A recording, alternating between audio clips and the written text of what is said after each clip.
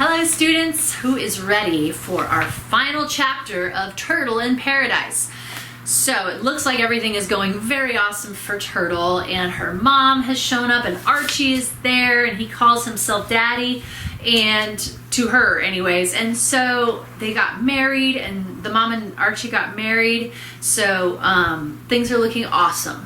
And they have all this money now, so maybe things are gonna get better for Turtle. So chapter 18 is called Paradise Found. Something that's been bothering me a little bit about Orphan Annie. After she was adopted by Daddy Warbucks and went to live in his mansion, did she ever miss the orphanage? Late at night when she was lying in her soft new bed, did she ever think about the orphans that she left behind? I'm starting to feel a little like Orphan Annie. I've got my very own fancy room next to Mama and Archie in Key West Colonial Hotel on Duval Street. Sorry, my cat's itching at the door. Hang on a second. You want to come inside? Okay. He doesn't want to come inside. He just wants to scratch the door and make noise. The sheets are crisp and the pillows are plump. It's probably the nicest bed I've ever slept in, but that's just the problem. I can't sleep. I keep thinking about Aunt Minnie and Uncle Vernon and Nana Philly and Miss B and the Diaper Gang and Slowpoke and Johnny Cakes and Mrs. Soldano and even Too Bad, who turned out not to be so bad after all. Seems to me like he should get a new nickname. At breakfast, Archie asks, "You ladies all packed?" "Yes, indeed," Mama says. "Aren't we going to say goodbye to Aunt Minnie and Uncle Vernon?" I ask. "Well, of course," she says. Archie nods in agreement. "I'll check out of the hotel and arrange to get the luggage over to the docks. I'll meet you at your sister's place at noon. That should be plenty of time to say your goodbyes and for us to make our boat." "Sounds perfect," Mama says. "Don't forget to stop at the bank, Mr. Meeks." He tips his hat. "As if I would forget Mrs. Meeks," he says, and she giggles. After he's gone, Mama turns to me and gives herself a little shake. "Isn't this just like a dream come true?" she says. "I feel like Cinderella." She scrubbed floors too, I say, and swallow. "Mama, can I ask you something?" "Well, of course, baby." "How well did you know Slowpoke?" Her smile doesn't falter, but her voice trembles a little. "Oh, not very well at all, as it turned out," she says, "and that's what I know. I know that my father doesn't have 3 eyes and isn't a murderer unless you count sponges. He's kind and he likes the funny pages, just like his daughter, me." So she figured out that Slowpoke is her dad. "Well, enough about that," Mama says briskly and stands up. "We better hurry along and go say goodbye to Minnie.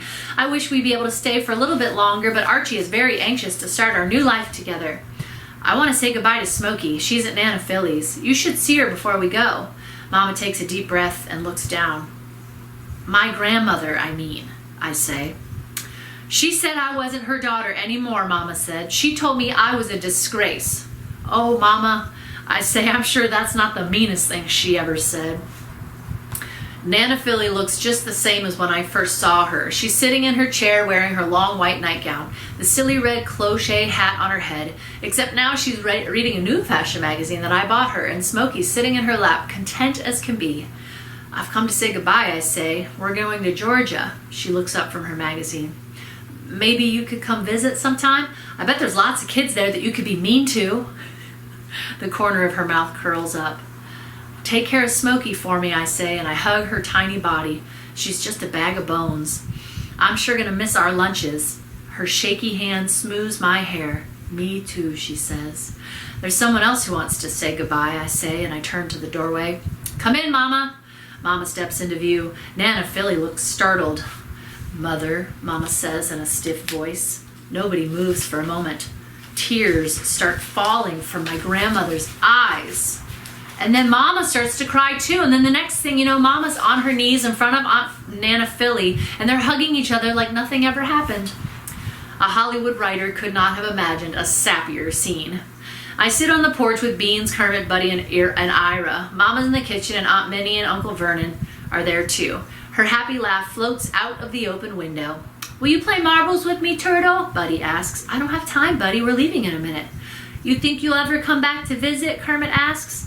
Beans smacks Kermit. "Don't give her any ideas. I just got my room back." Porkchop comes riding down the lane on his new bicycle. "What are you doing here?" he asks me. "Yeah, I'm not going to miss you either," I say. No, I mean, what are you doing here? I just saw your daddy leave.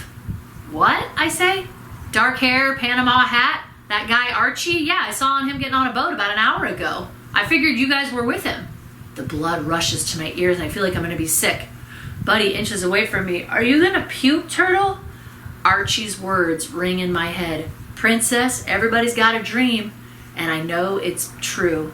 I know that we've been had. Archie stole my dream. He stole Mama's happy dream, a happy home, a happy family at last.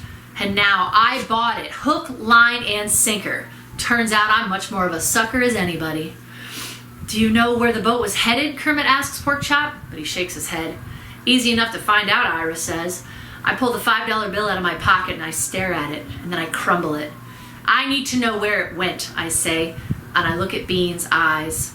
I was wrong. His eyes aren't the color of snot, they're the color of alligator pear. Bean sets his cap low and nods grimly. Leave it to us, he says. Mama and Aunt Minnie and Uncle Vernon are laughing over sweet tea in the kitchen when I walk in with the boys an hour later. Mama, I say. She looks at me, her eyes sparkling. Yes, dear, is Archie outside? And now I know why those men jumped off those roofs. They couldn't bear to see the light go out of their loved one's eyes, to know that they let that person down. Mama, Archie's not coming. What? She says, still smiling. I look across the table at Aunt Minnie and she knows at once what I'm saying. Oh, Sadie Bell, she murmurs. Well, I don't understand, Mama says anxiously. Did something happen to him? Mama, he's gone, I say. Archie's dead? Mama screeches. Well, Mammy always said that Cuba is her idea of heaven, Porkchop says.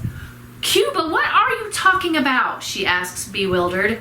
Uncle Vernon sighs and looks down. Aunt Sadie, he took Turtle's part of the treasure and he hopped on a boat to Cuba, Beans blurted out.